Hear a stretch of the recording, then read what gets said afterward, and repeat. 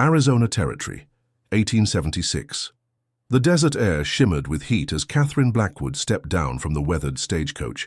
Dust clung to her dark blue traveling dress, the fabric already damp with perspiration despite the early hour.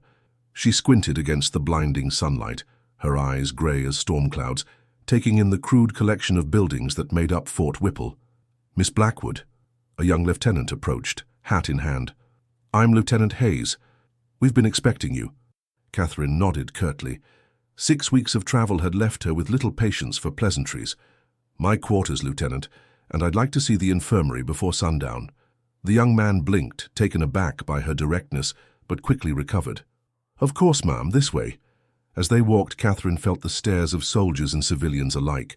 A woman traveling alone was unusual enough in these parts, but a woman coming voluntarily to this desolate outpost, that was something worth gawking at. "The colonel asked me to express his gratitude," the lieutenant continued, struggling to keep pace with Catherine's determined stride. "With the doctor gone these past 3 months, we've been improvising," Catherine finished for him. "Yes, I was informed. I assume you have the medical supplies I requested?" "Most of them, ma'am. Some items are hard to come by out here." Catherine stopped and turned to face him, her expression unreadable. "Lieutenant, I cannot treat patients without proper supplies. What exactly is missing from my list?" Her tone made it clear she would not be satisfied with vague assurances. The lieutenant shifted uncomfortably. "The laudanum is in short supply, and some of the surgical instruments, well, they've seen better days." Catherine pressed her lips together. "I see. Then we shall make do." The quarters assigned to her were sparse but private. A small mercy. A narrow bed, a washstand, a writing desk, and a trunk for her belongings. Through the single window she could see the dusty parade ground, and beyond it, the vast expanse of wilderness that was the Arizona Territory. After washing away the dust of travel as best she could, Catherine changed into a fresh dress and pinned her chestnut hair into a severe bun. She regarded her reflection in the small mirror above the washstand. At 26, her face already showed signs of hardship, lines at the corners of her eyes, a perpetual furrow between her brows. But it was her eyes that told the true story, eyes that had seen too much, that guarded secrets like precious water in the desert. The infirmary was worse than she had anticipated, a long, low building with inadequate ventilation and beds crammed too close together. The current patients, 3 soldiers suffering from various ailments, watched her with curious, feverish eyes as she inspected the facilities. "This won't do," she muttered, examining the surgical instruments. Rust had begun to form on several of the scalpels. "These need to be properly cleaned and oiled." "Yes, ma'am," replied the young corporal who had been assigned as her assistant. "Dr. Simmons, before he left, he didn't much care for keeping things in order." Catherine raised an eyebrow. "And how exactly did Dr. Simmons leave, Corporal?" The young man looked away. "Found him face down in a bottle of whiskey one morning, ma'am. Colonel Jenkins sent him back east on the next stage." "I see." Catherine was not surprised. The isolation of frontier posts drove many men to drink. "Well, there will be changes now. I want this entire room scrubbed from floor to ceiling, fresh linens on all beds, every instrument boiled and properly stored. And for heaven's sake, get these windows open. The smell in here is appalling." The corporal nodded, seemingly relieved by her authoritative manner. "Yes, Miss Blackwood, right away. And, Corporal," she added, "I'll need to see the colonel's reports on the Apache reservation. I understand there have been cases of illness there as well." At this, the corporal's expression darkened. "Begging your pardon, ma'am, but the reservation ain't your concern. That's Apache business." Catherine fixed him with a steady gaze. "Disease, Corporal, does not recognize boundaries drawn on maps. If there is sickness in the reservation, it will find its way here. Now the reports, please." That evening, as she sat at her desk reviewing the meager medical records left by her predecessor, a knock came at her door. "Enter," she called, not looking up from her work. Colonel Jenkins himself stood in the doorway, his imposing frame nearly filling it. A man in his 50s with a thick grey mustache and the weathered complexion of someone who had spent decades under the western sun. "Miss Blackwood," he said, removing his hat. "I trust you're settling in."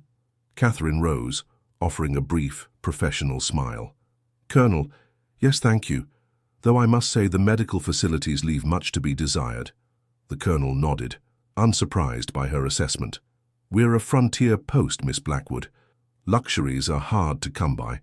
Clean instruments and adequate medicine are not luxuries, Colonel. They are necessities."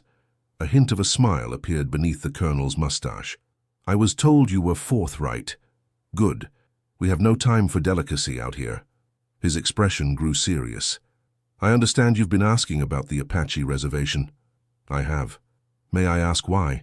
Catherine gestured to the papers on her desk. "Your own reports indicate 3 deaths from fever in the past month, symptoms consistent with typhoid. If it spreads—" "It's being handled," the Colonel interrupted. "The Army provides a physician for the reservation."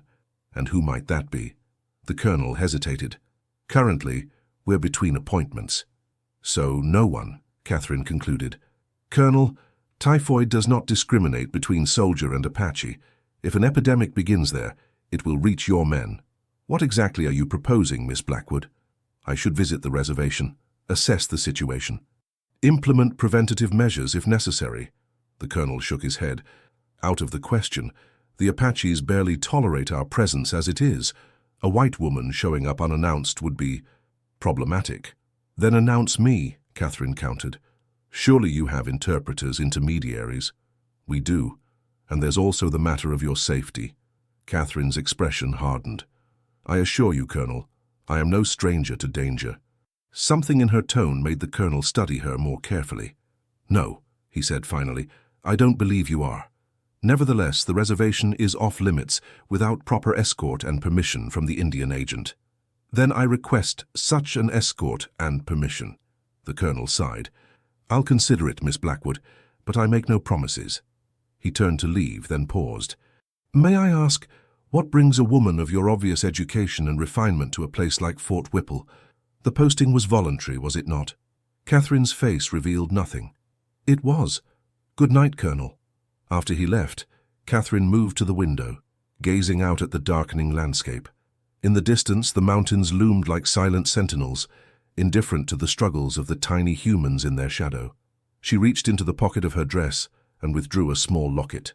Opening it revealed a faded photograph of a stern-faced man in clerical clothes, her father. The last time she had seen him alive, he had been mounting the pulpit, Bible in hand, ready to deliver his Sunday sermon. That evening, they found him on the church steps, shot dead by bandits who had taken offense at his condemnation of their lifestyle. Catherine closed the locket with a decisive snap. She had not cried then, and she would not cry now. Tears were a luxury she had forsaken long ago, along with trust, hope, and the foolish notion of love. Here, in this desolate place, she would bury herself in work. Here, where no one knew her story, she would find, if not peace, then at least purpose. What she did not know, could not know, was that 50 miles away in the Apache camp, a man called Tala was watching the same stars, nursing wounds of his own, wounds that would soon collide with hers in ways neither could imagine.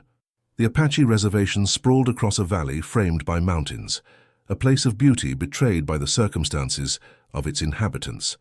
Tala moved silently through the camp, his tall figure casting a long shadow in the firelight. Around him, his people went about their evening activities, women preparing food, children playing despite their hunger, elders conversing in low voices. But Tala's attention was focused on the small wickiup, where 3 children lay ill with the fever that had already claimed 5 lives in the past moon cycle. Inside, an elderly medicine woman sang softly, applying poultices to the children's foreheads. "How do they fare, grandmother?" Tala asked in Apache, kneeling beside her. The old woman, Nasha, shook her head. "The fever burns hot. The youngest may not see the next sunrise." Tala nodded grimly. He had feared as much. The white man's diseases were merciless, and the Apache had few defenses against them. Traditional remedies that had served for generations seemed powerless against this particular sickness. "We need the white man's medicine," he said quietly. Nasha looked up sharply. "You would trust them, after all they have done?" "Not them," Tala replied. "Their medicine. I have seen it work." Before his life on the reservation, Tala had traveled widely.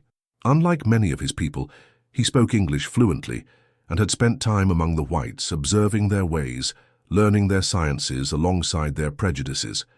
It was this knowledge that made him both valuable and suspect among his own people, trusted as an interpreter and negotiator, yet viewed with suspicion for his understanding of the enemy. "The agent promises a new doctor," he continued, "but his promises are like dust in the wind." "And what would you do, Tala?" The old woman's dark eyes studied him intently. "I will go to the fort tomorrow. Speak with this Colonel Jenkins." "They call you Red Wolf there," Nasha reminded him. "They fear you." A humorless smile crossed Tala's face. "Good. Fear can be useful." Later, as the camp settled into sleep, Tala sat alone before a small fire, crafting arrows with meticulous precision. Each movement was deliberate, practiced, a ritual that calmed his mind. At 32, Tala carried himself with the quiet dignity of a man who had endured much but remained unbowed. His black hair, unlike that of many Apache men, was cut shorter, falling just past his shoulders, a practical choice for one who moved between two worlds. His face, handsome by any standard, was marked by a scar that ran from his right temple to his jawline, a souvenir from a cavalry saber years ago. As he worked, memories washed over him like shadow and light. His father, a respected chief, gunned down during a peace talk when Tala was just 16.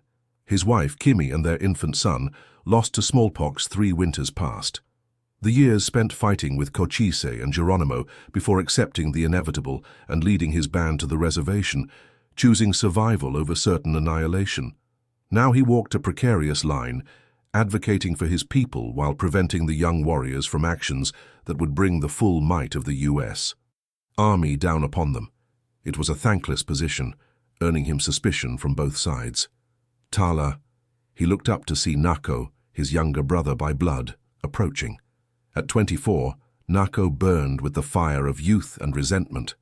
Where Tala was measured, Nako was impulsive. Where Tala sought compromise, Nako dreamed of resistance. "Brother," Tala acknowledged. Nako sat across from him, his face grim in the firelight. "There is talk among the young men. They say we should raid the settlers' ranch near Thunder Mountain, take their horses, their cattle." Tala's hand stilled. "And bring soldiers to our doorstep? Have you forgotten what happened at Skeleton Canyon?" "I forget nothing," Nako said bitterly, "including how the White Eyes promised us this land forever, only to shrink our territory when they find silver or good grazing. This is not the time for raiding." "Then when?" Nako's voice rose slightly. "While our children die of their diseases, while our people grow weak on their rotten rations." Tala set down his arrows and looked directly at his brother. "I go to the fort tomorrow, to speak about the sickness." Nako scoffed. "They will give you empty words as always." "Perhaps, but there is a new healer there. A woman." This caught Nako's attention. "A woman? A white woman healer?" Tala nodded. "So I have heard from Yellowknife when he delivered firewood to the fort yesterday." "And you think this woman will help us, when no other white person has?" "I do not know," Tala admitted, "but for the children I must try." Nako was silent for a long moment, staring into the flames. Finally he spoke, his voice low. "The spirits of our ancestors cry out for justice, brother. How long can you ignore them?" Tala's expression remained impassive, but his eyes reflected the fire with an intensity that matched his brother's passion. "I hear them, Nako, every day, every night. But I also hear the voices of the living, the children, the elders, the mothers, and they cry out for life." Nako rose abruptly. "One day, brother, you will have to choose a side, truly choose." As his brother walked away, Tala returned to his arrows, but his mind was elsewhere, on the fort, on the mysterious white woman healer, and on the impossible choice that he feared was coming, as inevitable as the dawn. The morning brought a commotion to Fort Whipple. Catherine had barely finished her breakfast when a breathless corporal appeared at her door. "Miss Blackwood, you're needed at the gate immediately. There's an Apache—" Catherine was already reaching for her medical bag. "Is someone injured?" "No, ma'am. He's asking for you. For the healer woman." Intrigued, Catherine followed the corporal across the dusty parade ground. Soldiers had gathered, hands hovering near their sidearms, faces tense with suspicion. At the center of their attention stood a lone Apache man. Catherine's first impression was of contained power, tall for his people, with broad shoulders and a straight posture that suggested both pride and watchfulness. Unlike the stereotypical image of Apache warriors, he wore a curious blend of traditional and Western clothing, buckskin leggings and a calico shirt with a red bandana tied around his neck. A knife hung from his belt, but he carried no other visible weapons. It was his face, however, that captured her attention. Strong features, high cheekbones, and eyes so dark they appeared black, eyes that assessed everything around him with intelligent caution. A jagged scar ran down one side of his face, pale against his copper skin. "You are the new healer," he said in perfect, lightly accented English, catching Catherine off guard. She had expected broken phrases, or perhaps no English at all. "I am," she replied, stepping forward despite the corporal's attempt to hold her back. "I'm Catherine Blackwood, the nurse for Fort Whipple. I am called Tala by my people. Your soldiers know me as Red Wolf." His expression betrayed nothing, but his eyes held hers steadily. "We have sickness in our camp, children with high fever, spots on their belly, weakness." Catherine frowned. "Typhoid fever. How many?" "3 children now sick, 5 already dead since the last full moon." A murmur ran through the gathered soldiers. Typhoid was feared almost as much as Apache raids. "Miss Blackwood," the corporal hissed, "you can't seriously be—" "Quiet," she commanded, not taking her eyes off Tala. "How old are the children who are ill now?" 4 summers, 6 summers, and 8 summers, Catherine nodded, her mind already cataloguing the supplies she would need. "And your water source, where does it come from?" A flicker of surprise crossed Tala's face at her directness. "Her spring, high in the rocks. But the agent made us move our camp closer to the trading post 3 moons ago. Now we drink from the creek that passes near the white man's cattle." "And that's when the sickness began?" He nodded once, a gesture of confirmation.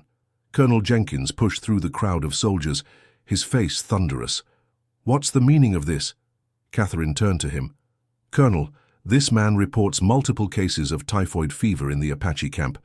It's exactly as I feared." "And you believe him?" The colonel's tone made his skepticism clear. Before Catherine could respond, Tala spoke. "I have no reason to lie about dying children, Colonel." The tension in the air thickened. Catherine watched as the colonel and Tala engaged in a silent battle of wills, neither man backing down. "Colonel," she interjected, "typhoid spreads through contaminated water. If their water source has been compromised, it's only a matter of time before the sickness reaches the fort. I need to go to the reservation, assess the situation and implement quarantine procedures." "Out of the question," Jenkins replied automatically. "With respect, sir, this is a medical emergency. If we wait for bureaucratic approval, we could have a full-scale epidemic on our hands." The colonel's moustache twitched with annoyance. "Miss Blackwood, may I remind you that you are a civilian employee of this fort? You do not give orders here." "No, sir, I don't," Catherine agreed, her voice level but determined. "But neither do I take orders regarding medical matters. My contract is quite explicit on that point." An uncomfortable silence fell. The soldiers watched the exchange with barely concealed fascination. It wasn't often that someone, especially a woman, challenged Colonel Jenkins so directly. Finally, the colonel spoke through gritted teeth. "2 soldiers will accompany you. You will be back before nightfall. And you," he turned to Tala, "are responsible for her safety while in your camp. Is that understood?" Tala inclined his head slightly. "She will be under my protection." "I'll need an hour to gather supplies," Catherine said, already turning toward the infirmary. "The children may not have an hour," Tala stated quietly. Catherine paused, studying him. There was something in his voice, not pleading, but a controlled urgency that spoke volumes. 30 minutes, she conceded. The journey to the Apache camp took nearly 2 hours on horseback. Catherine rode side saddle, her medical bag secured behind her, with Tala leading the way and 2 nervous young soldiers bringing up the rear. The landscape unfolded around them, red rock formations rising from the desert floor, scrubby juniper trees clinging to life in the harsh environment, the occasional bloom of desert wildflowers providing startling splashes of color. They rode in silence for the most part. Catherine was grateful for this. It gave her time to observe her surroundings and her unlikely guide. Tala rode with the easy grace of someone born to the saddle, his posture alert but relaxed. Occasionally he would point out a landmark or change their direction slightly, navigating the wilderness with the confidence of one who knew every rock and ravine. "You speak English very well," Catherine remarked during a brief rest to water the horses. Tala looked at her, perhaps trying to determine if the comment was meant to be condescending. Whatever he saw in her face must have satisfied him. "I was taken to the white man's school as a boy," he replied. "For 3 years. Before I escaped." Catherine raised an eyebrow. "Escaped?" A shadow passed over his features. "They cut our hair, beat us for speaking our language, told us our ways were evil." His voice remained even, but his eyes had hardened. "So, yes, I escaped." Catherine nodded, not offering empty apologies for something she had no part in, yet feeling the weight of the injustice nonetheless. "And you?" Tala asked unexpectedly. "What brings a woman alone to this place?" It was Catherine's turn to feel the probe of unwelcome questions. "I go where my skills are needed," she answered simply. "There are many places where healers are needed, places with more comfort than Fort Whipple." Catherine mounted her horse again, effectively ending the conversation. "We should continue. You said the children are gravely ill." If Tala was offended by her abruptness, he didn't show it. With a slight nod, he swung back onto his horse and led them onward. The Apache camp came into view as they crested a small rise. Catherine had expected something primitive, based on the soldiers' descriptions of savage dwellings, but what she saw was an organized community. Cone-shaped wickiups made of brush and canvas were arranged in a circular pattern. Women worked at outdoor cooking fires or crafts. Children, those who weren't ill, played games or helped with chores. Men repaired tools or stood watch, their expressions turning guarded as the party approached. "Your men should wait here," Tala said, indicating a flat area just outside the camp. "Their presence will not be welcome among the women and children." The soldiers looked to Catherine for confirmation. "It's fine," she assured them. "I'll be perfectly safe." "Colonel's orders were to keep you in sight, Mum," the older of the two protested weakly. "And you can see the entire camp from here," Catherine pointed out. "I'm going to treat sick children, not start a war." Without waiting for further discussion, she followed Tala into the camp. Eyes followed her, suspicious, curious, hostile, hopeful, a gamut of human emotion that Catherine had long since learned to ignore. Her focus was on the task at hand, finding the sick children and preventing further spread of the disease. Tala led her to a wickiup slightly apart from the others. Outside, several women sat in quiet vigil. They looked up as Catherine approached, their faces revealing nothing. "This is the healer from the fort," Tala explained in Apache. "She has come to help the children." An elderly woman with deep lines etched into her face stood slowly. "I am Nasha," she said in halting English. "The children are very sick." Catherine nodded respectfully. "May I see them?" The interior of the wickiup was dim and smelled of sickness and herbal remedies. 3 small figures lay on pallets, their breathing labored, their small bodies radiating heat. Catherine knelt beside them, her practiced hands gentle as she examined each child in turn. The diagnosis was unmistakable: typhoid fever, advanced stage. The oldest child, a boy, was delirious with fever. The middle child, a girl, was weakened but conscious. The youngest, another boy, barely 4 years old, was alarmingly still, his pulse thready beneath Catherine's fingers. "How long has the little one been like this?" she asked, already unpacking her supplies. Nasha conferred briefly with the mother, a young woman with fear in her eyes. "Since the moon rose last night," she translated. "He no longer drinks water." Catherine's mouth set in a grim line. Without proper hospital facilities, the prognosis was poor, especially for the youngest, but she had not traveled this far to surrender without a fight. "I need clean water, boiled and cooled," she instructed, "and fresh cloths. We must bring down their fevers first." As Nasha translated, Catherine prepared doses of quinine powder from her supplies. It wasn't ideal for typhoid, but it might help reduce the fevers enough to give the children's bodies a fighting chance. For the next several hours, Catherine worked alongside the Apache women, showing them how to properly cool the children's bodies with damp cloths, how to administer the medicine, how to recognize signs of improvement or deterioration. To her surprise, Tala remained as well, translating when necessary and bringing fresh water when the supply ran low. The mothers watched Catherine's every move with the universal anxiety of parents with desperately ill children. Catherine spoke to them directly, even though she knew they couldn't understand her words. Her tone and gestures conveyed what language could not: compassion, determination, professional confidence. As the afternoon wore on, the two older children showed slight improvements.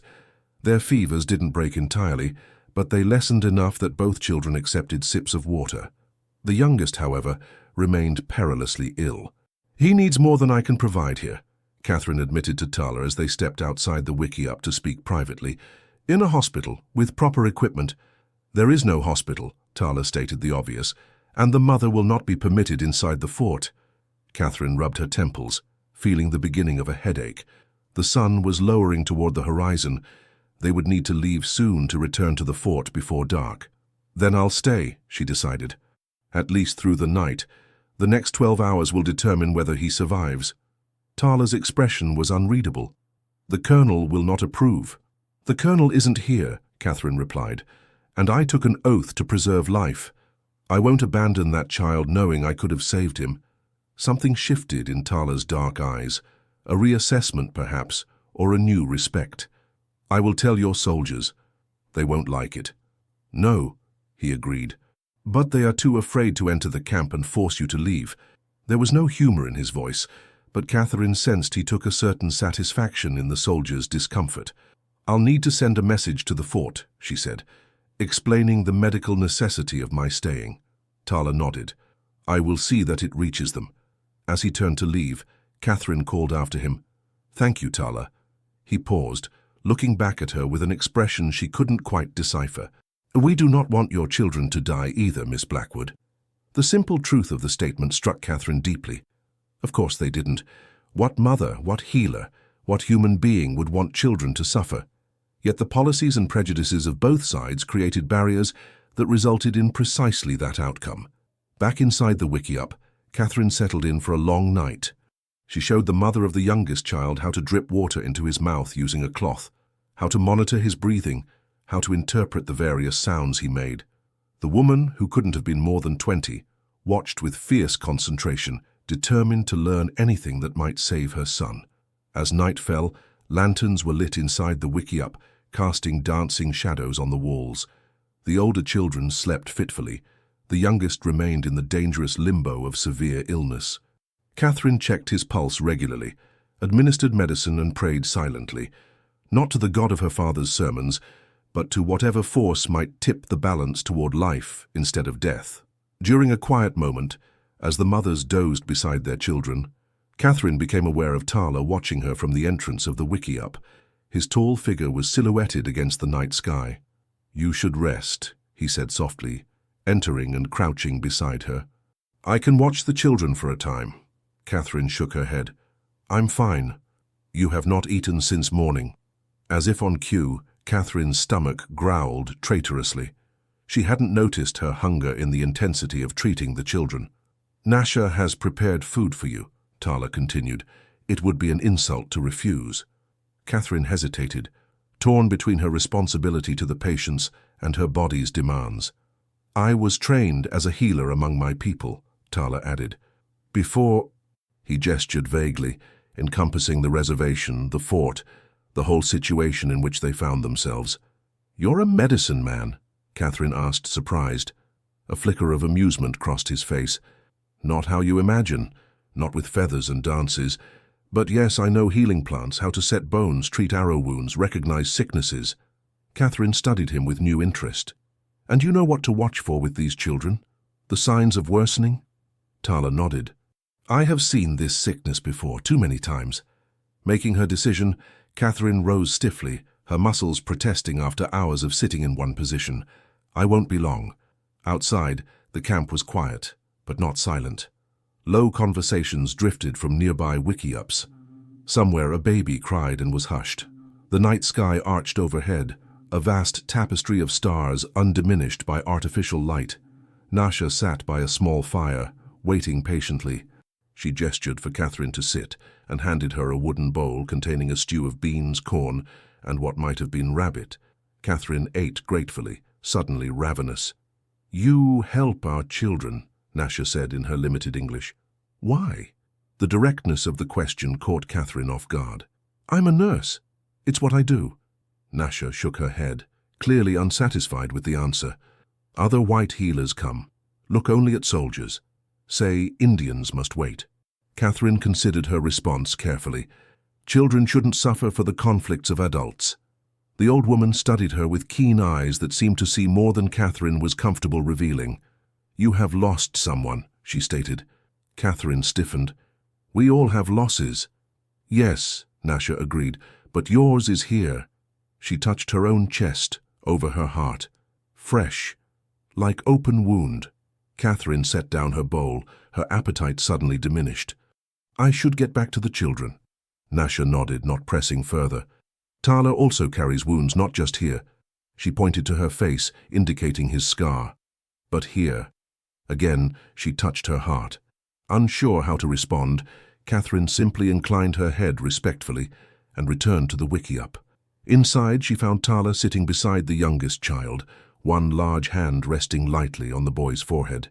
His fever is less, Tala reported without looking up. And he took water twice while you were gone. Catherine quickly checked the child's pulse and temperature. There was indeed a slight improvement, not enough to declare victory, but enough to nurture hope. That's good, she said, relief evident in her voice. Very good. She settled back into her place, preparing for the long night ahead. To her surprise, Tala remained. You don't need to stay, she told him. I can manage now. I know, he replied simply, making no move to leave. They sat in silence for a time, the quiet punctuated only by the breathing of the children and the occasional murmur from one of the sleeping mothers. You never answered my question, Tala said finally, about why you came to Fort Whipple. Catherine considered deflecting again, but found herself unexpectedly willing to share a partial truth.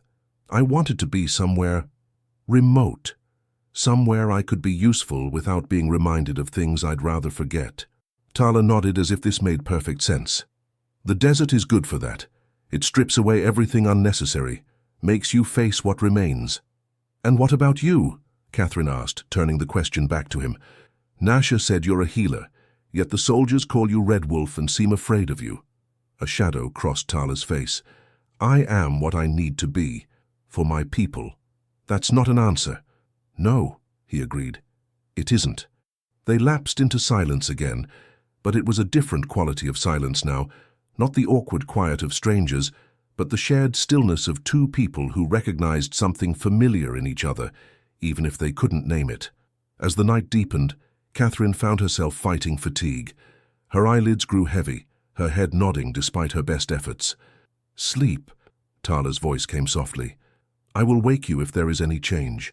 Catherine meant to refuse, to insist that she was perfectly capable of staying awake, but her body betrayed her. Her last conscious thought was that she should never let her guard down in the presence of a stranger, especially not one whom the entire fort considered dangerous. Yet somehow she did. Catherine awoke with a start, momentarily disoriented by the unfamiliar surroundings. Dawn light filtered through the wickiup's entrance, painting the interior with a soft golden glow. She was covered with a blanket she didn't remember pulling over herself, and her medical bag served as an improvised pillow. The events of the previous day came rushing back, and she sat up quickly, looking for her patients. To her immense relief, all three children were sleeping peacefully, their breathing regular, their foreheads cool to the touch.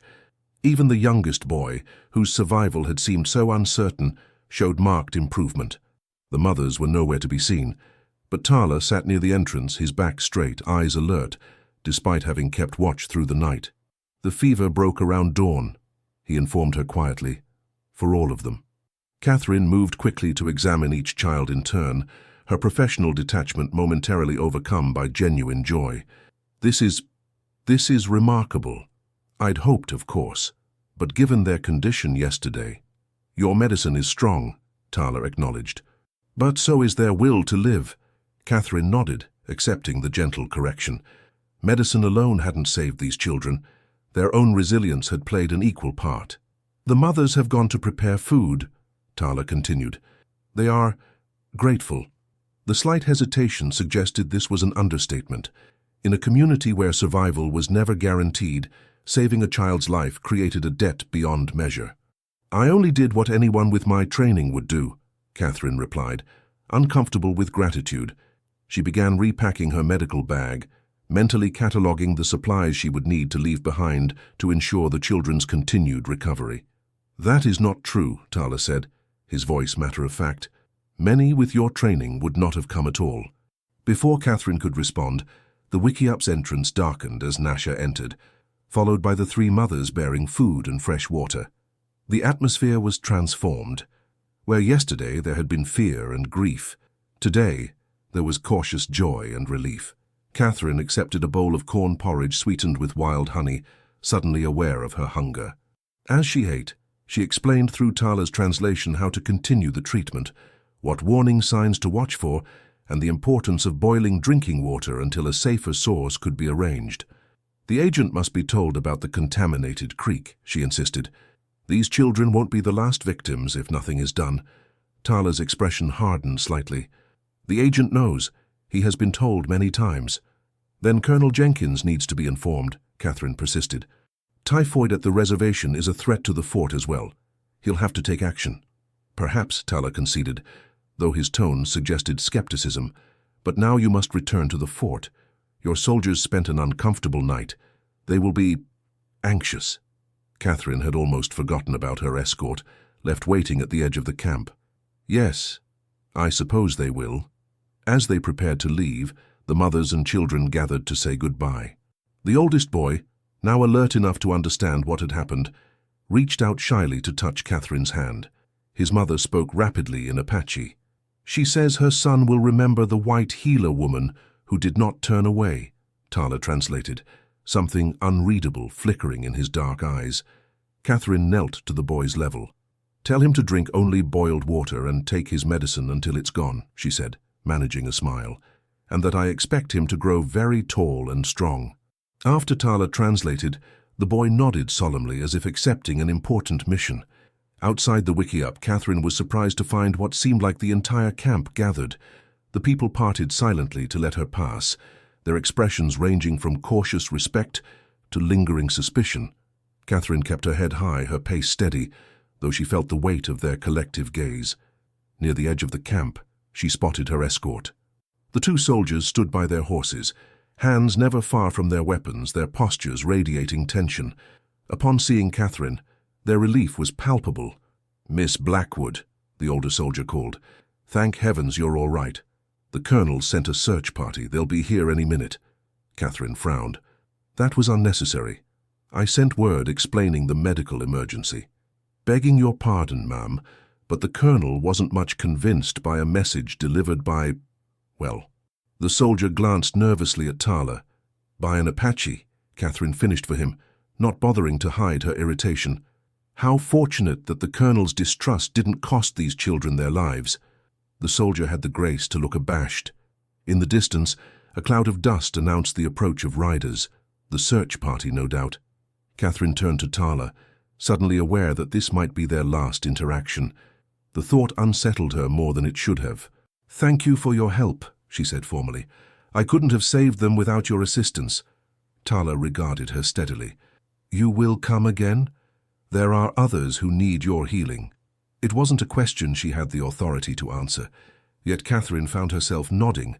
"I'll speak to the colonel, make him understand the importance." "Words rarely change minds fixed in their thinking," Tala observed. "But actions..." He gestured toward the camp, where the recovering children now sat in the morning sunlight. "Actions may speak louder." The approaching riders were close enough now to make out individual figures. At their lead was Colonel Jenkins himself, his expression thunderous. "I should go meet them," Catherine said, reluctant to end the conversation, yet knowing it was necessary. "Explain before there's a misunderstanding." Tala nodded once. "Until we meet again, Miss Blackwood." As Catherine mounted her horse and rode to intercept the colonel, she found herself hoping, against all logic and propriety, that they would indeed meet again. The confrontation with Colonel Jenkins was every bit as unpleasant as Catherine had anticipated. His concern for her safety, genuine though it might have been, was overshadowed by his anger at what he perceived as insubordination and recklessness. "Are you deliberately disobeyed a direct order?" he fumed as they rode back toward the fort, the search party forming a protective circle around them. Do you have any idea of the danger you placed yourself in? The resources wasted in organizing a rescue party? With respect, Colonel, Catherine replied evenly, I made a medical decision to save a child's life. The danger would have been in abandoning a critical patient. A patient who is not your responsibility. All patients are my responsibility. That's what it means to be a healer. Catherine met his gaze directly. And speaking of responsibility, sir, the typhoid outbreak stems from contaminated water. The Apache were forced to relocate their camp to a creek downstream from cattle grazing. It was entirely preventable. The colonel's mustache twitched with annoyance. That's a matter for the Indian agent, not the military. It becomes a military matter when the disease spreads to your men, Catherine countered, which it will unless action is taken. This practical concern gave the colonel pause. After a moment he sighed heavily. I'll speak to the agent. But Miss Blackwood, this cannot happen again. You are not to return to the reservation without proper authorization and escort. Is that clear? Catherine wanted to argue further but recognized the futility. For now she had achieved her immediate goal. The children were recovering, and the colonel would address the water issue, however reluctantly. Yes, Colonel. Perfectly clear. Upon returning to the fort, Catherine was met with a mixture of curiosity, admiration, and disapproval from the other inhabitants. Word of her night in the Apache camp spread quickly, growing more sensational with each retelling. By evening, according to the whispers that reached her ears, she had single-handedly faced down a band of warriors and performed miraculous healings that converted the savages to Christianity. Catherine ignored the gossip, focusing instead on documenting the typhoid cases and preparing recommendations for preventing further outbreaks. She worked late into the night, the flickering lamplight casting long shadows in her sparse quarters. When she finally laid down to rest, her dreams were a confused tangle of sick children, angry colonels, and dark, perceptive eyes that seemed to see through all her carefully constructed barriers. The next week passed in a blur of routine duties. Catherine reorganized the infirmary, established proper sterilization procedures, and treated the usual array of minor injuries and ailments that plagued a frontier fort. She wrote detailed letters to medical suppliers in St. Louis requesting additional medicines and equipment. On her insistence, the water supply at the fort was tested and confirmed safe, much to the relief of the soldiers. Catherine heard nothing from the reservation.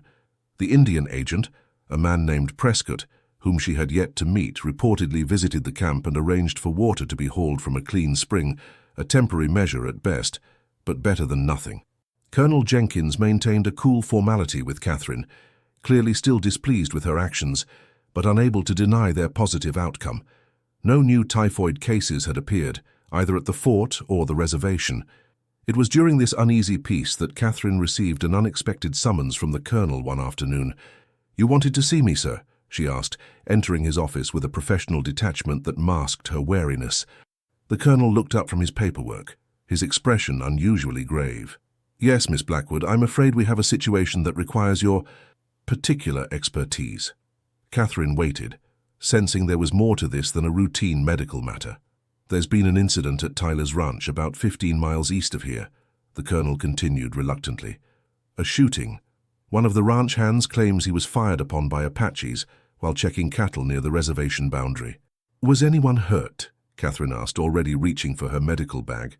"The hand took a bullet in the shoulder. Nothing life-threatening, according to the messenger, but that's not why I've called you." The colonel hesitated, clearly uncomfortable with what he had to say next. "The Apaches claim one of their young men was shot as well. They're refusing to allow the Indian agent near their camp.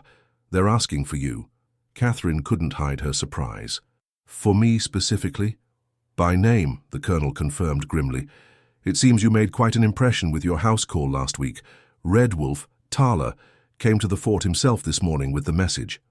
A flutter of something Catherine refused to acknowledge stirred in her chest at the mention of Tala's name. "Is he still here?"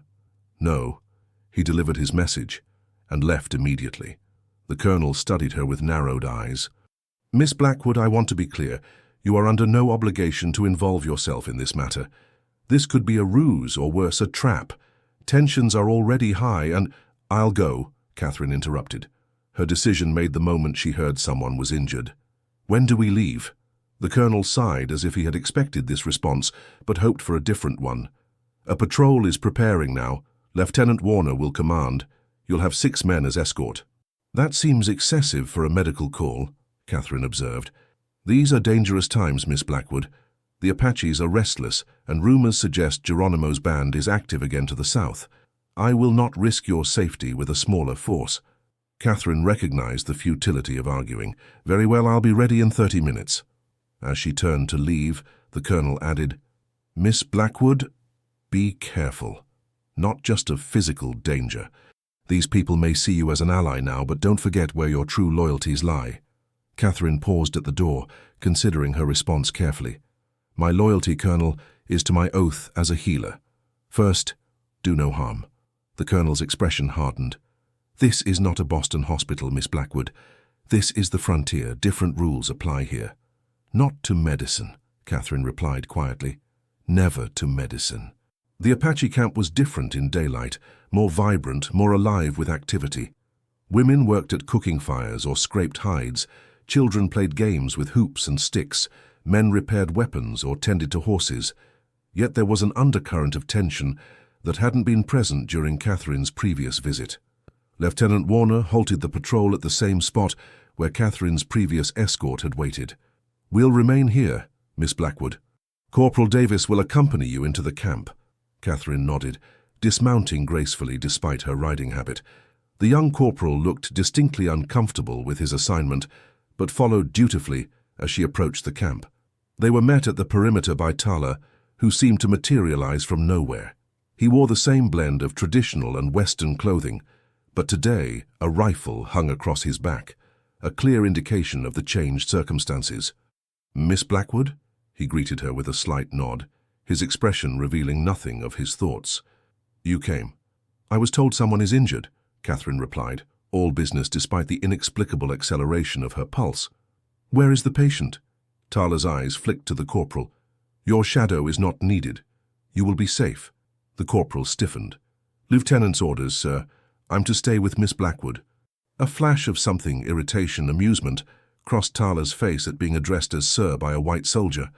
"Then you will wait here," he stated, his tone making it clear this was not a suggestion. Before the corporal could protest, Catherine intervened. "It's all right, Corporal. You can see the entire camp from here. I'll be perfectly visible at all times." The young man looked torn between his orders and his obvious reluctance to challenge Tala. Finally, he nodded stiffly. "Yes, ma'am. But I'll be watching." "I would expect nothing less," Tala replied, the faintest hint of irony in his voice.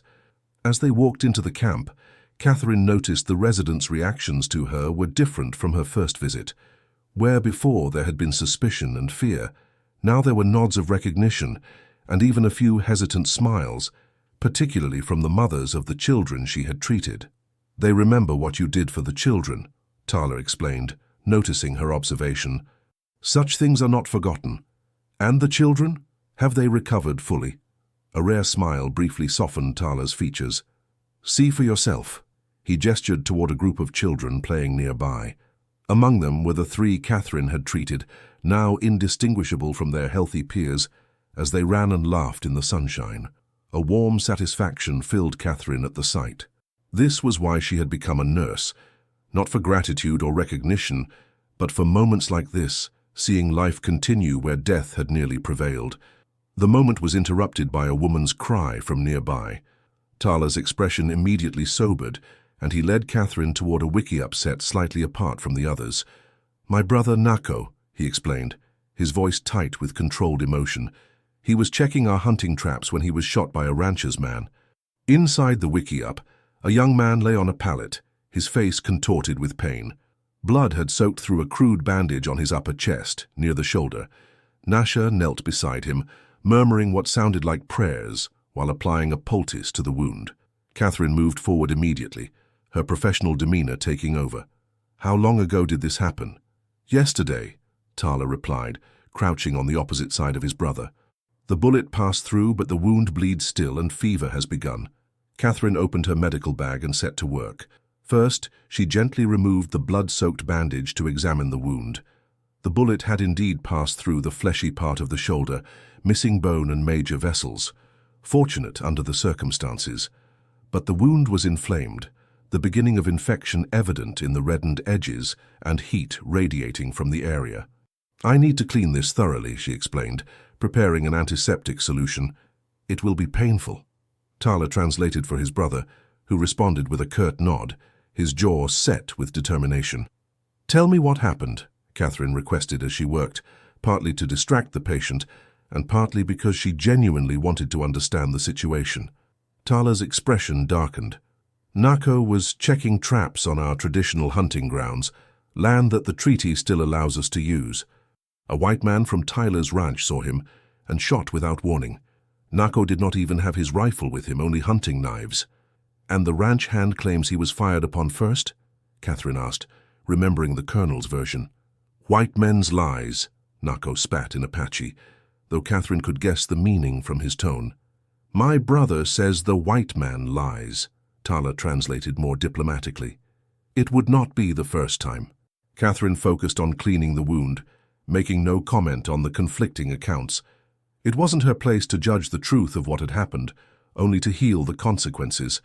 As she worked, Nako watched her through pain-narrowed eyes, his expression a mixture of suffering and suspicion. He spoke rapidly to Tala in Apache. "He asks why you help him," Tala translated, "when it was your people who shot him." Catherine met Nako's gaze directly. "Tell him they are not my people simply because our skin is the same color. I judge men by their actions, not their race."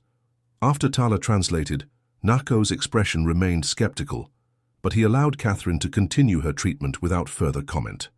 The wound cleaning was arduous, and Nako endured it stoically, only the occasional sharp intake of breath betraying his pain. Catherine worked methodically, removing debris and damaged tissue before applying a clean bandage soaked in an antiseptic solution.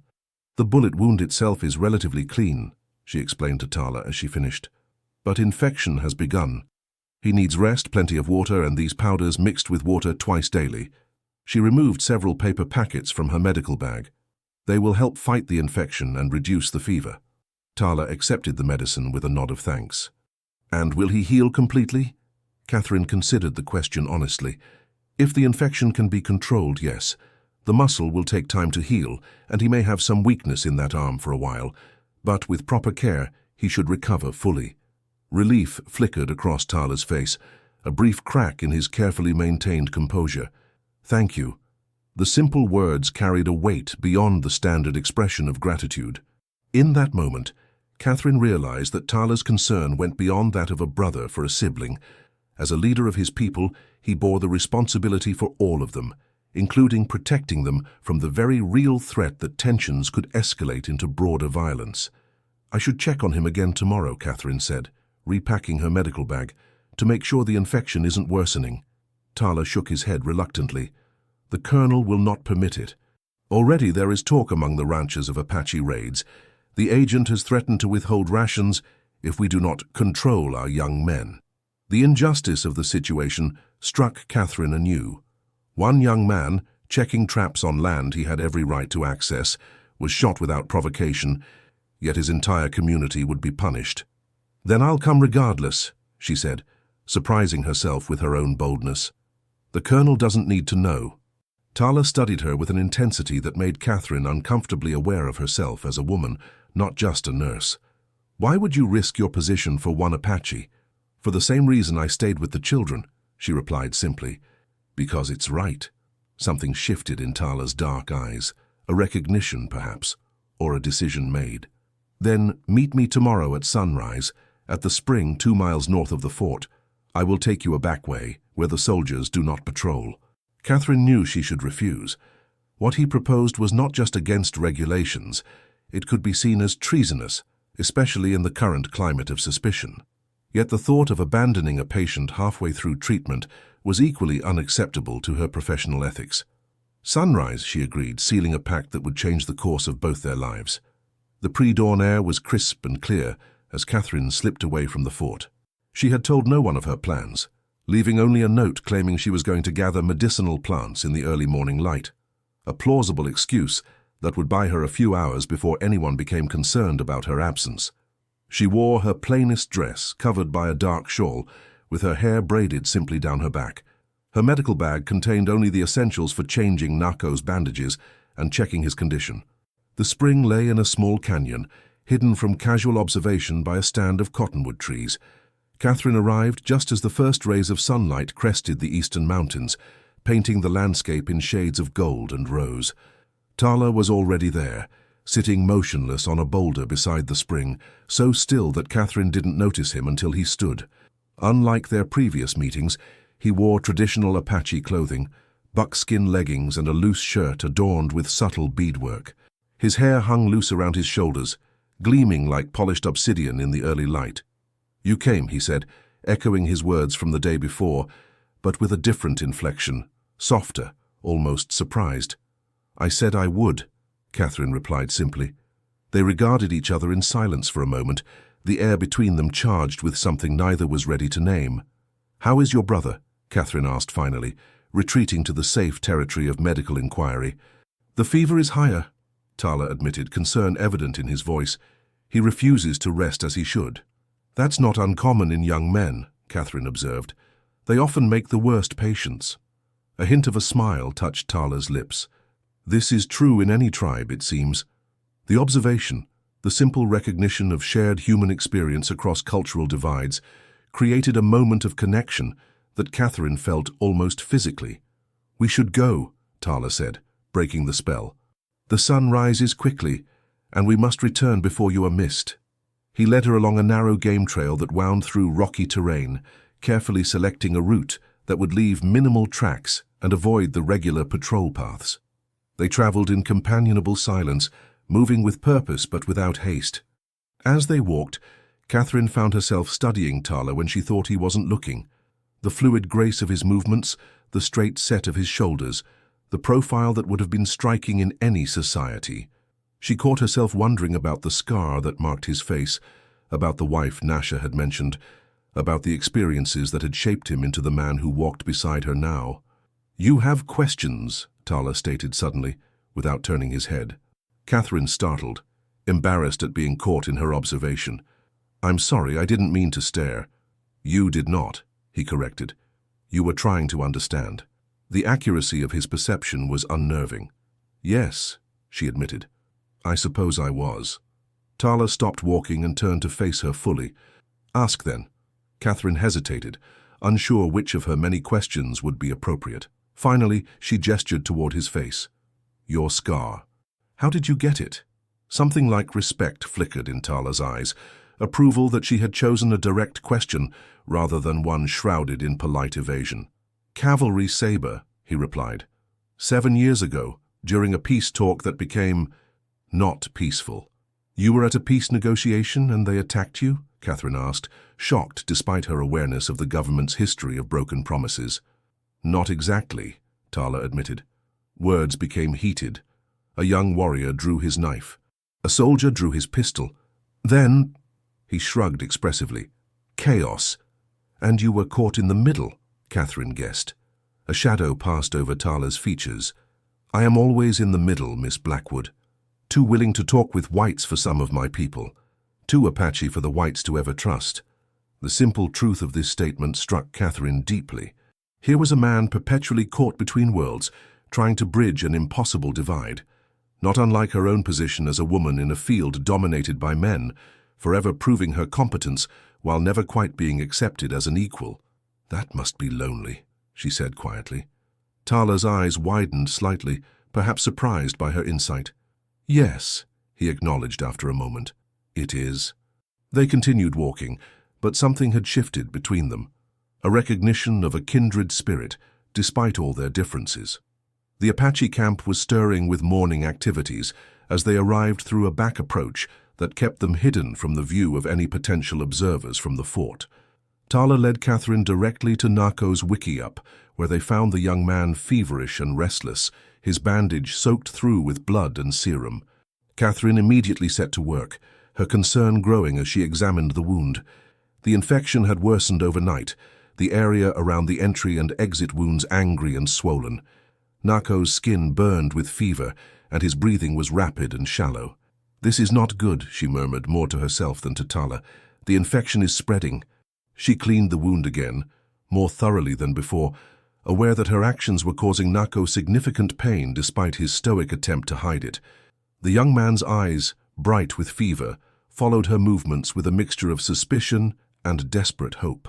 When she had finished rebandaging the wound, Catherine prepared a stronger dose of medicine for the infection and fever. "He needs to drink as much water as possible," she instructed Tala. "And this powder every 4 hours, not just twice a day. The wound must be kept clean and the bandage changed morning and night." Tala translated for Nasha, who had joined them, and listened intently to Catherine's instructions. "Will he live?" Tala asked quietly, when Nasha had gone to fetch fresh water. Catherine met his gaze directly, knowing he deserved honesty. "I don't know. The next day or two will tell. If the infection spreads to his blood..." She didn't need to finish the sentence. They both knew what that meant. Tala nodded, accepting the uncertainty with the stoicism that seemed to characterize him. "Then we must hope." "I'll come back tomorrow," Catherine promised, "and the day after, if necessary." "It is too dangerous," Tala objected. "Already you risk much." "A life is worth the risk," Catherine replied firmly. Something flickered in Tala's eyes, an emotion too complex to name. "Even an Apache life?" "Any life," Catherine answered without hesitation. Tala studied her for a long moment, as if seeing her truly for the first time. "You are not like other white women I have met, Miss Blackwood." "Catherine," she corrected impulsively, "if we're going to be conspirators in healing, you might as well use my given name." A ghost of a smile touched Tala's lips. "Catherine," he repeated, the name sounding different, almost musical in his voice. The way he said her name sent an unexpected warmth through Catherine's chest, a sensation she immediately tried to suppress. This was professional concern for a patient, nothing more. Their return journey was more hurried, as the fort would be fully awake by now, and Catherine's absence might soon be noticed. They parted at the spring where they had met, with a promise to meet again the following dawn. As Catherine walked the final distance to the fort alone, she tried to make sense of the conflicting emotions churning within her. Concern for Nako's health, anxiety about deceiving the colonel, and something else, something concerning Tala, that she wasn't ready to examine too closely. She told herself it was merely respect for a man trying to protect his people under impossible circumstances, admiration for his dignity and restraint in the face of injustice, professional appreciation for his assistance with her patients, nothing more. It couldn't be anything more. Over the next week, Catherine established a dangerous routine. Each morning before dawn, she slipped away from the fort to meet Tala at the spring. Together they would make their way to the Apache camp, where she would check on Nako's condition, change his bandages, and administer medicine. Then Tala would escort her back to the spring in time for her to return to the fort, before her absence became suspicious. To her relief, Nako began to improve after the third day. The fever broke, the wound started to heal cleanly, and the young man's strength gradually returned. With the immediate crisis past, Catherine found herself lingering longer during each visit, spending time with the women and children of the camp, learning about their medicines and healing practices. Nasha took a particular interest in Catherine, showing her which plants could be used for various ailments and explaining the spiritual aspects of Apache healing, aspects that Catherine, with her scientific training, would once have dismissed, but now listened to with genuine curiosity. And always there was Tala.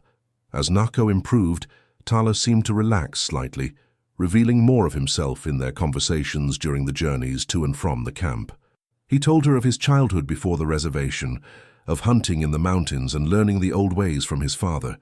He spoke of his time in the white man's school, of the knowledge he had gained there despite the harshness of the methods. He described his brief period as a scout for the army, before returning to his people when conflicts intensified. In turn, Catherine found herself sharing pieces of her own story. Her father's death, her decision to become a nurse during the war between the states, her determination to go where she was most needed rather than where it was comfortable or safe. What she didn't tell him was how her father's murder had closed her heart, how she had rebuffed every suitor, unable to trust after witnessing how quickly violence could shatter a life. She didn't speak of the crushing loneliness that sometimes overwhelmed her in the dark hours of night, or how their dawn meetings had become the moments she most looked forward to. It was during their 7th such meeting that everything changed. The morning had dawned cloudy and cool, unusual for the season. As they walked the now familiar path to the camp, a comfortable silence between them, the first raindrops began to fall.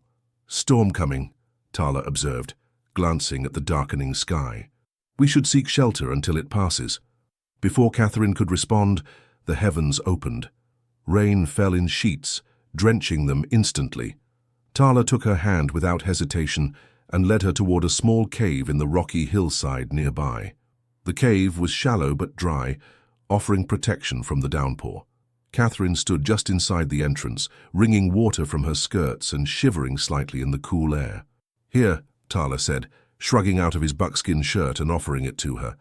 Beneath, he wore only a simple cotton undershirt that clung to his damp skin. "I couldn't," Catherine protested, though her wet clothes were becoming uncomfortable. "You are cold," Tala stated simply. "This will help." His practical concern overcame Catherine's sense of propriety. She accepted the shirt, turning away slightly as she removed her soaked shawl and draped the buckskin over her shoulders. It was still warm from his body and carried his scent, leather, sage, and something uniquely his own. "Thank you," she said, turning back to find him watching her with an intensity that made her breath catch. Outside, rain continued to pour, drumming against the rocks and filling the air with the clean, sharp scent of wet desert. Inside the cave, the atmosphere had changed, charged with awareness that could no longer be ignored. "We may be here some time," Tala said, his voice lower than usual. "The summer storms can be fierce, but they pass quickly." Catherine nodded, suddenly acutely conscious of their isolation, of the impropriety of being alone with a man in such circumstances. Yet she felt no fear, only a strange, fluttering anticipation. "Your brother is healing well," she said, reaching for the safe territory of medical discussion. "Another week, and he should be able to use the arm again, though he'll need to strengthen it gradually." "Yes," Tala agreed, making no effort to further this line of conversation. Instead, he moved closer, stopping just short of where propriety would draw the line. "Catherine." The way he said her name sent that now familiar warmth spreading through her chest. "Yes? Why do you risk so much?" "For my people. For my brother." It was a question he had asked before, but now it carried a different weight, demanding a deeper truth. "I told you," she began. "It's my duty as a—" "No," Tala interrupted gently. "Not the answer you give others. The true answer. The one you keep here." He touched his own chest, over his heart. Catherine looked away, unable to meet his penetrating gaze. "I don't know what you mean." "I think you do." Tala's voice was soft but insistent. "You build walls, Catherine, high and strong, but I have seen behind them, in the way you care for the children, in your eyes when you speak of your father." "My father has nothing to do with this," Catherine said sharply, a defensive edge creeping into her voice. "Doesn't he?" Tala challenged. "The man of God, killed by violence. Is that not why you run? Why you come to this place so far from your home?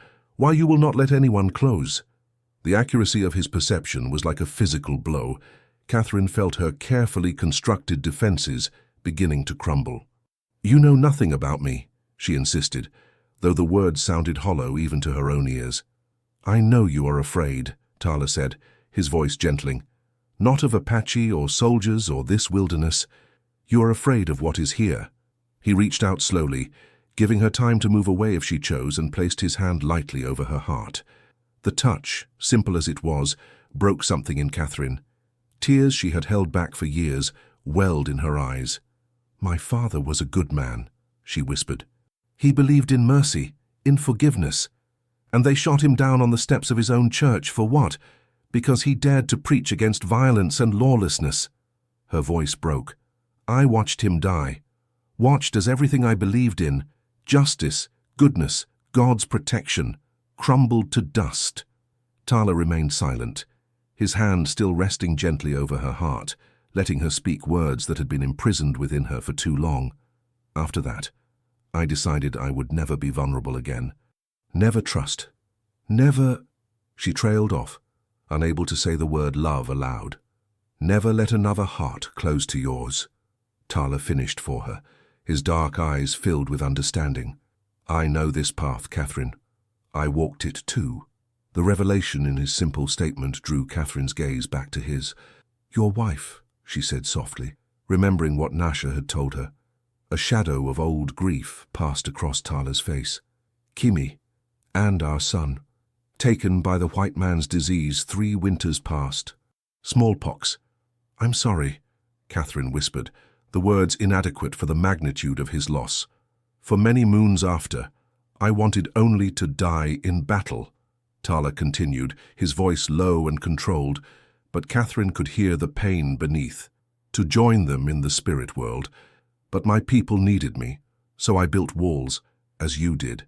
I became what they needed, a leader, a voice between 2 worlds, but not a man who could feel. Outside, the rain continued to fall, creating a private world within the shelter of the cave. Inside, 2 wounded souls stood at the threshold of a moment that would either heal or deepen their isolation. No man has ever loved me, Catherine found herself confessing, the words rising from some deep, hidden place. Not truly. There were suitors before my father died. Men who saw a pastor's daughter as respectable, proper, but they didn't see me. And after, I didn't let anyone close enough to try. Tala's hand moved from her heart to gently cup her cheek, his touch feather-light yet anchoring. Then I will love you for all of them, he said simply, the words not a romantic declaration, but a solemn promise. Catherine's breath caught.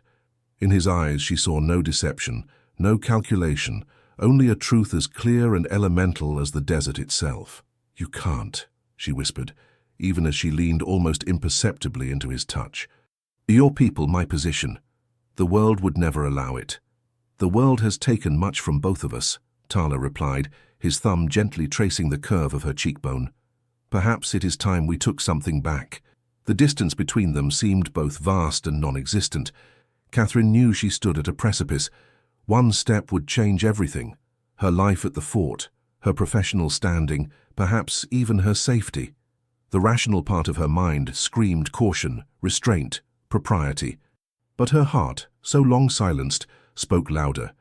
It was Catherine who closed the final distance, her hands reaching up to frame Tala's face as their lips met in a kiss that began tentatively but quickly deepened with years of suppressed emotion.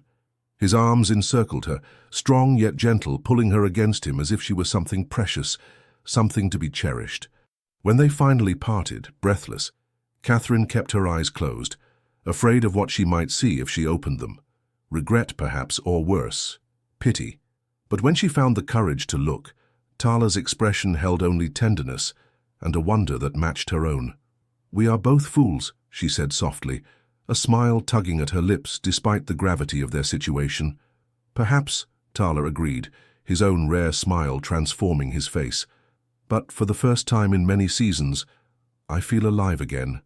The confession mirrored Catherine's own experience, as if something long frozen within her had suddenly thawed, allowing life to flow once more.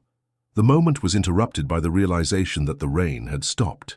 Sunlight slanted into the cave entrance, reminding them of the world beyond their shelter. We should go, Catherine said reluctantly.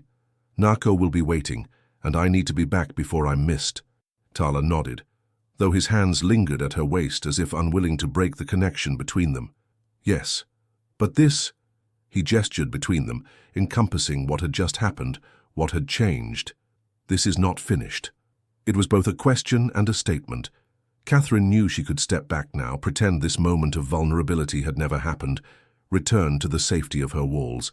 It would be the sensible choice, the proper choice.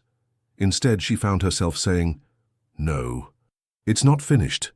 Catherine's clandestine visits to the Apache camp continued, but now they carried a new dimension of risk and reward. Each morning, in the liminal space between night and dawn, she and Tala would share precious moments of connection, before duty called them back to their separate worlds.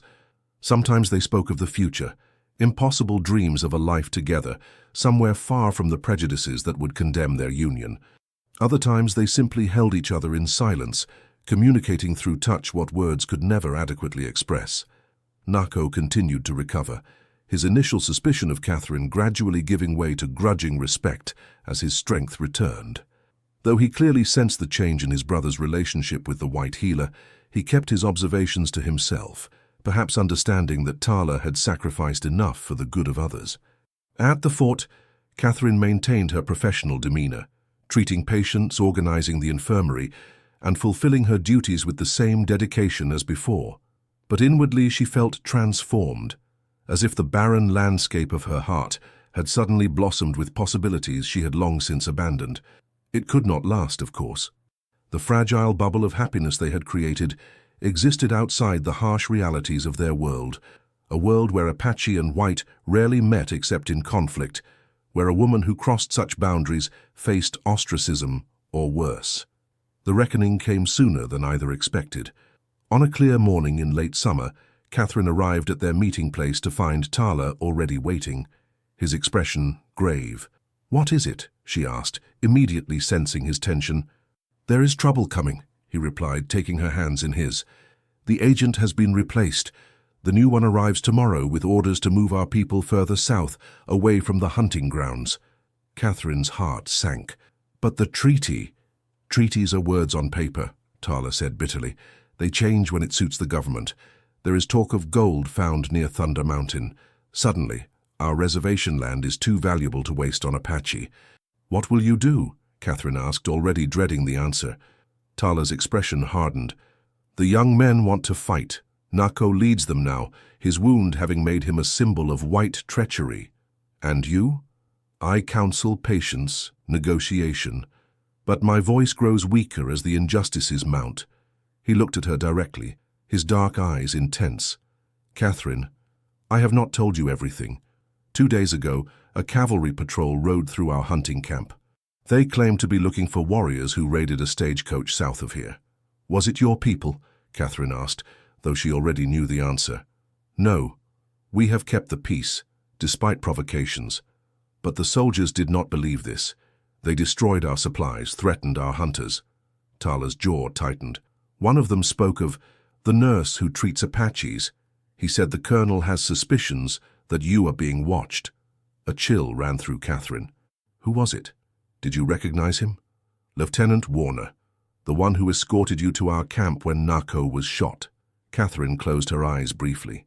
Warner had always been one of the more reasonable officers, less openly contemptuous of the Apache than many of his peers. If he was now voicing suspicions about her activities, the situation was deteriorating faster than she had feared. "We need to be more careful," she began, but Tala shook his head. "No, Catherine. We need to make a choice." He took a deep breath as if gathering courage.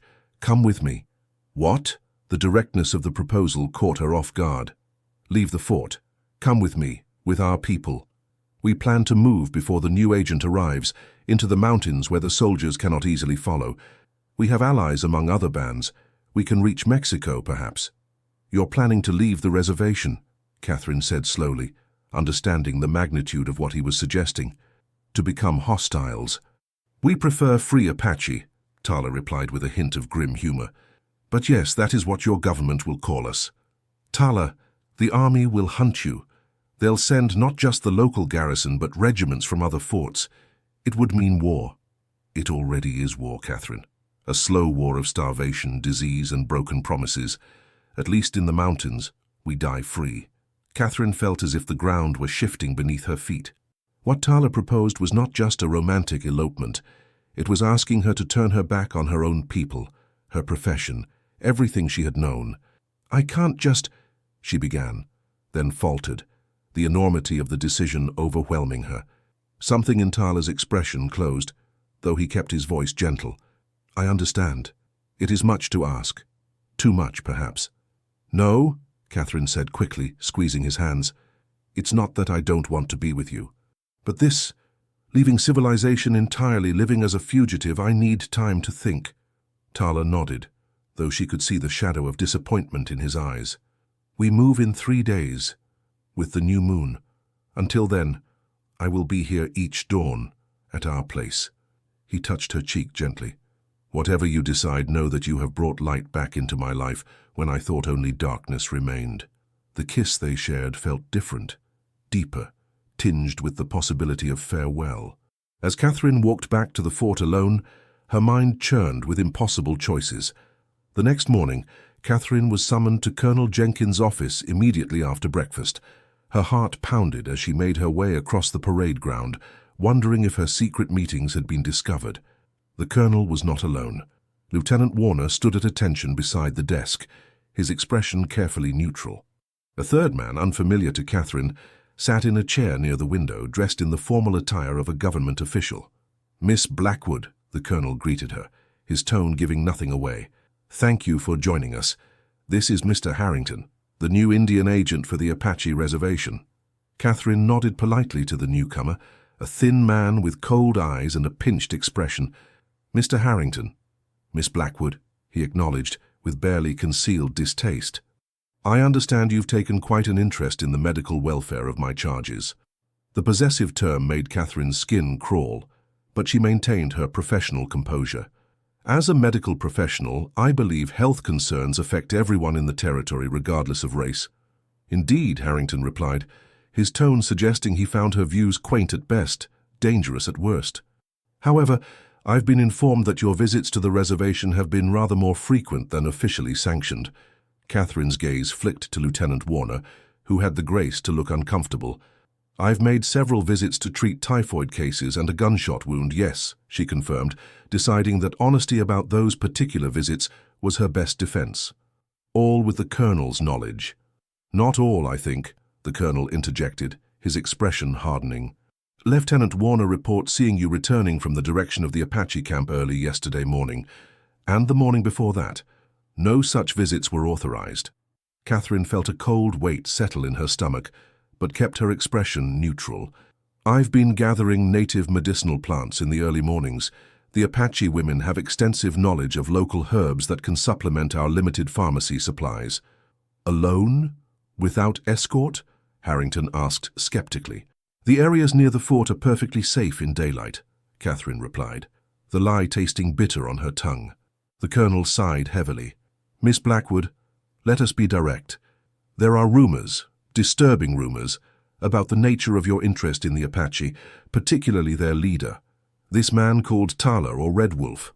The bluntness of the accusation sent a jolt of fear through Catherine, but years of maintaining a professional demeanor in crisis served her well. "I'm afraid I don't understand what you're implying, Colonel. My interest is purely medical and scientific." "Is it?" Harrington leaned forward. "Because my sources suggest otherwise. They suggest an inappropriate familiarity between you and this savage." Anger flared, momentarily overriding Catherine's caution. "The only thing inappropriate in this room, Mr. Harrington, is your language and your unfounded accusations." The colonel raised a hand, silencing Harrington's indignant response. "Miss Blackwood, regardless of the nature of your relationship with the Apache, the fact remains that unauthorized contact presents a security risk. There are reports that they plan to leave the reservation, possibly to join Geronimo's band. Any information about fort operations, troop movements, or supplies could endanger the lives of the men under my command." "I would never compromise the safety of the fort," Catherine stated firmly, which was true enough. She had been careful never to discuss military matters with Tala. "Perhaps not intentionally," the colonel conceded, "but your judgment in this matter has been questionable at best." He straightened, his decision evidently made. "Effective immediately, you are restricted to the fort. You will not leave without a military escort, and you will have no further contact with the Apache reservation or its inhabitants." "Colonel, I have patients there who need ongoing care," Catherine protested. "Mr. Harrington assures me that a proper physician will be arriving within the month. Until then, the Apache will have to manage as they did before your arrival. And if there's a medical emergency," Catherine pressed, "then I will personally consider the necessity of your involvement," the colonel replied, his tone making it clear that few situations would meet his threshold. Catherine realized that further argument would only deepen their suspicions. She needed time to think, to plan, particularly in light of Tala's revelation about the Apache leaving the reservation. "I understand, Colonel," she said, forcing herself to sound compliant. "If that's all, I should return to the infirmary. There are patients waiting." The colonel nodded dismissively, but as Catherine turned to leave, Harrington spoke again. "One more thing, Miss Blackwood. Should you have any knowledge of the Apache plans, their movements, intended destinations, or ringleaders of this potential uprising, now would be the time to share it. The army can be quite forgiving of past indiscretions when cooperation is forthcoming. The implication was clear: betray Tala and his people in exchange for clemency. Catherine didn't even dignify the suggestion with a response, merely nodding stiffly before exiting the office. As she walked across the parade ground, her mind raced. She was now effectively a prisoner within the fort. There would be no way to meet Tala, to warn him about Harrington, to even say goodbye if she decided she couldn't accompany him. The thought of never seeing him again created a physical ache in her chest that surprised her with its intensity. In the short time they had known each other, Tala had broken through barriers she had maintained for years, awakening feelings she had believed permanently buried with her father. Back in her quarters, Catherine paced, considering her options. She could attempt to sneak out of the fort under cover of darkness, but the risk of discovery was high, and it would confirm all the suspicions against her. She could try to send a message, but who would deliver it? The few civilians who traveled between the fort and the reservation were likely to be Harrington's sources. As evening approached, Catherine found herself standing at her window, gazing toward the distant mountains where Tala's people would soon seek refuge. The decision that had seemed impossible that morning now crystallized with surprising clarity. Her life at the fort, her career as she had known it, these were already lost to her. The suspicion would follow her wherever she went in white society, the rumors destroying her professional credibility. More importantly, she realized that returning to her solitary existence, closing her heart once more after experiencing the connection she had found with Tala, was unthinkable. With the decision made, a strange calm settled over Catherine. She moved methodically around her small quarters, gathering only what was essential: medicines, a change of clothes, the locket containing her father's picture, and a small pouch of savings she had kept for emergencies. She would need to wait until the darkest hour of night, when the fort was at its quietest. The moon would not rise until nearly dawn, providing the cover of darkness she needed. Catherine lay fully clothed on her bed, watching the shadows lengthen as she waited for her chance. The fort at night was a different world, shadows and silence broken only by the measured tread of sentries making their rounds. Catherine had studied their patterns over the past weeks, noting the timing and routes almost unconsciously, as if some part of her had been preparing for this moment all along. She slipped from her quarters during the changing of the guard, when attention was diverted. Dressed in her darkest clothes, her hair covered, and her precious medical bag concealed beneath a shawl, she moved silently along the shadows of the buildings. The weakest point in the fort's security was near the stables, where a section of the wall had been damaged during the spring rains and imperfectly repaired. Catherine had noticed it during her daily walks, a gap just wide enough for a person to squeeze through, if they were determined enough. Heart pounding, she waited for the sentry to pass, then darted across the open space to the wall. The gap was tighter than she had estimated, requiring her to remove her medical bag and push it through first, before contorting her body to follow. A nail caught her sleeve, tearing the fabric and scraping her arm, but Catherine bit back the cry of pain. Freedom was just inches away. With a final effort, she pulled herself through the gap and flattened against the outer wall, listening for any sign that her escape had been detected. The night remained quiet, the fort apparently unaware that one of its inhabitants had just chosen exile. The journey to the spring where she and Tala had met each morning was more difficult in darkness. Catherine stumbled several times on the uneven ground, guided only by starlight and her memory of the path. Each sound in the night, the rustle of small animals, the distant howl of a coyote, made her start, expecting pursuit. The spring lay silent and empty when she arrived, as she had expected. Tala would not come until dawn, if he came at all. For a moment, doubt assailed her. What if he had already left with his people, unwilling to wait the full 3 days?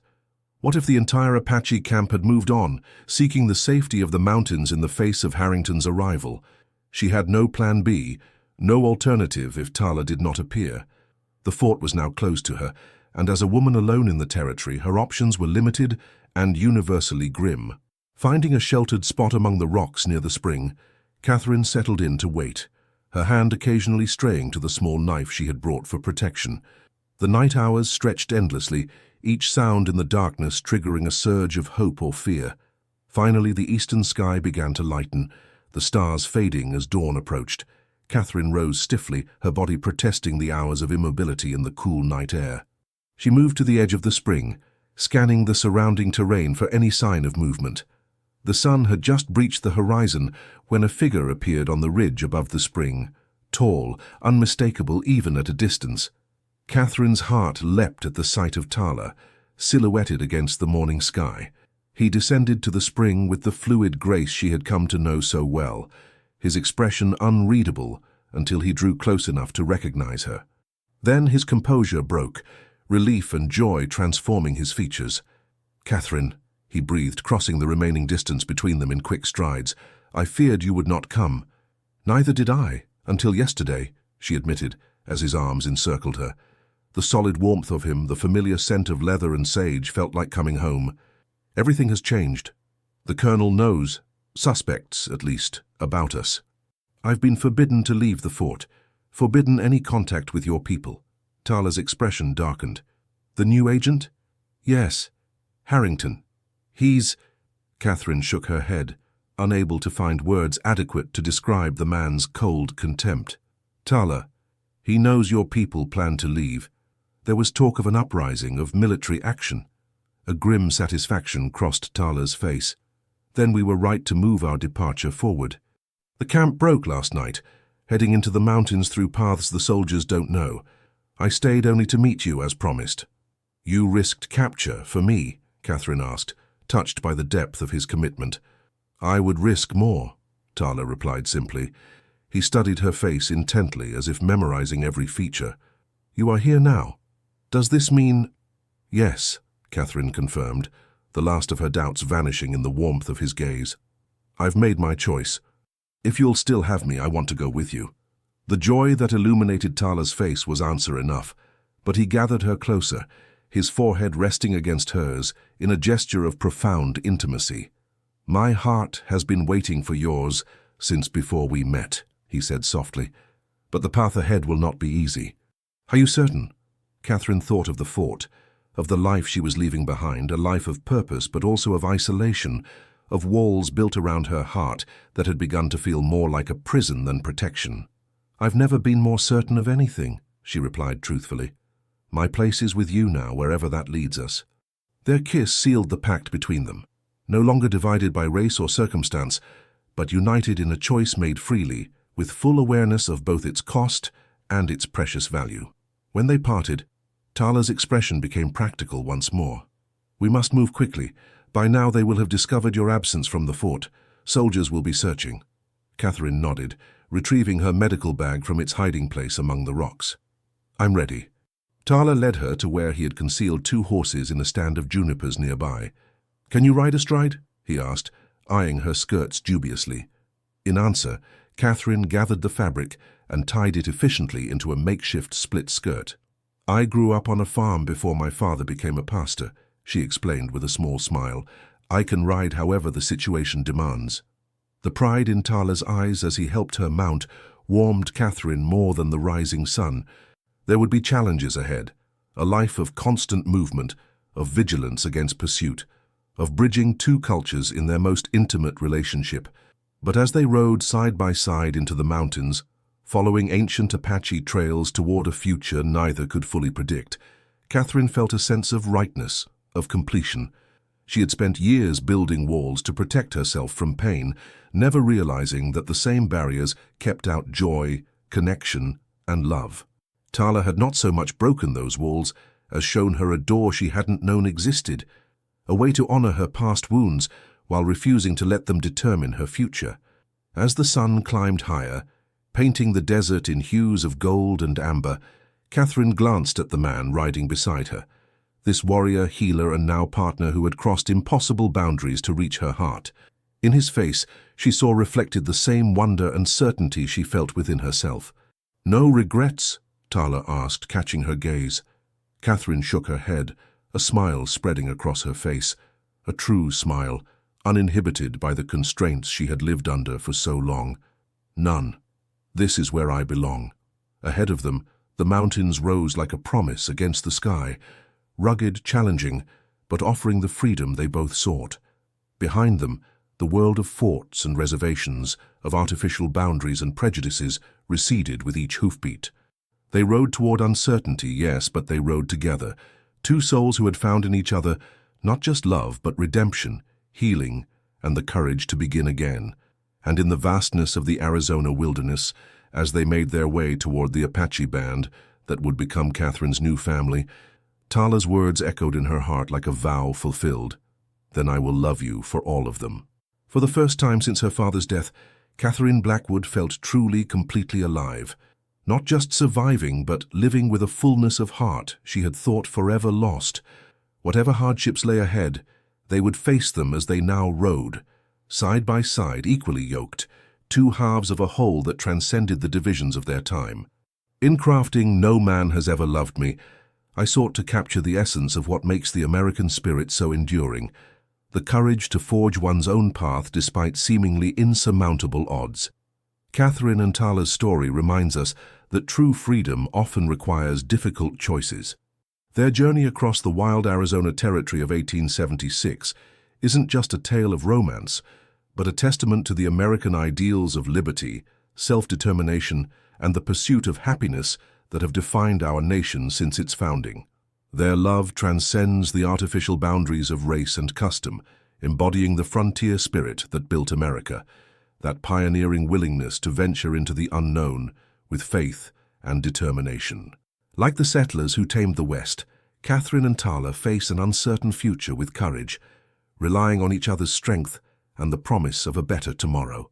In a time when our country yearns for stories of hope and unity, their journey shows us that love can indeed conquer all, that when we have the courage to open our hearts and break free from the chains of fear and prejudice, we discover the true meaning of freedom. May their story inspire you to cherish the blessings of liberty, to stand firm in your convictions, and to remember that America was built by those brave enough to follow their hearts into uncharted territory. God bless you all, and God bless America. Wild West Whispers. Thank you for staying with us until the very end. If this story moved you, we kindly invite you to like, comment, share, and subscribe to our channel.